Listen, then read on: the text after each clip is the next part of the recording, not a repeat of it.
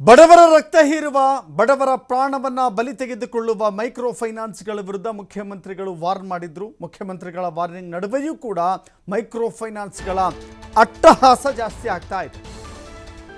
Micro finance ಕಂಪನಿಯ ಕಿರುಕುಳದಿಂದ ಮತ್ತೊಬ್ಬ ವ್ಯಕ್ತಿ ಆತ್ಮಹತ್ಯೆ ಮಾಡಿಕೊಂಡಿದ್ದಾರೆ.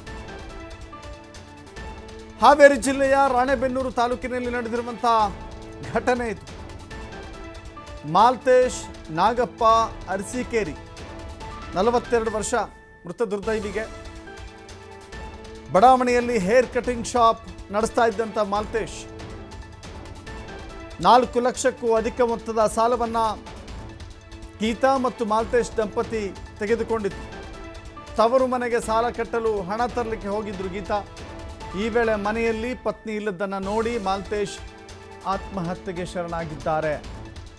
ರಾಣೆಬೆನ್ನೂರು ಗ್ರಾಮೀಣ ಪೊಲೀಸ್ ಠಾಣಾ ವ್ಯಾಪ್ತಿಯಲ್ಲಿ ಈ ಘಟನೆ ಸಂಭವಿಸಿದೆ.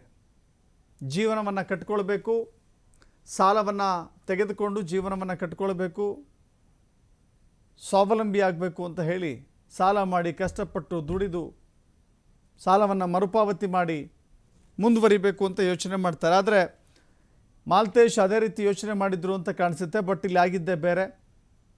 ಹಣವನ್ನು ಕಟ್ಟಲು ಆಗದೆ ಪ್ರಾಣವನ್ನು ಕಳೆದುಕೊಂಡಿದ್ದಾನೆ. ಈತ ಸೂಸೈಡ್ ಅಂದರೆ ಆತ್ಮಹತ್ಯೆಯ ದಾರಿ ಹಿಡಿದಿದ್ದೇ ದುರಂತ ಇದು. ಇಷ್ಟೊಂದು ಕಟ್ಟುನಿಟ್ಟಿನ ಎಚ್ಚರಿಕೆಯನ್ನು ರಾಜ್ಯ ಸರ್ಕಾರ ನೀಡ್ತಾ ಇದೆ, ಒಂದು ಜಾಗೃತಿ ಮೂಡ್ತಾ ಇದೆ ಮೈಕ್ರೋ ಫೈನಾನ್ಸ್ ಕಿರುಕುಳದ ವಿರುದ್ಧ ಹೋರಾಟ ಮಾಡುವ ವಿಚಾರದಲ್ಲಿ. ಈ ಮಧ್ಯೆ ಆತ ಪ್ರಾಣವನ್ನು ಕಳೆದುಕೊಂಡಿದ್ದಾನೆ ಅಂತ ಹೇಳಿದರೆ ದುರಂತ ಇದು. ಆತನ ಕುಟುಂಬಕ್ಕೆ ಆತನೇ ಮೋಸ ಮಾಡಿದಂತಾಗಿದೆ.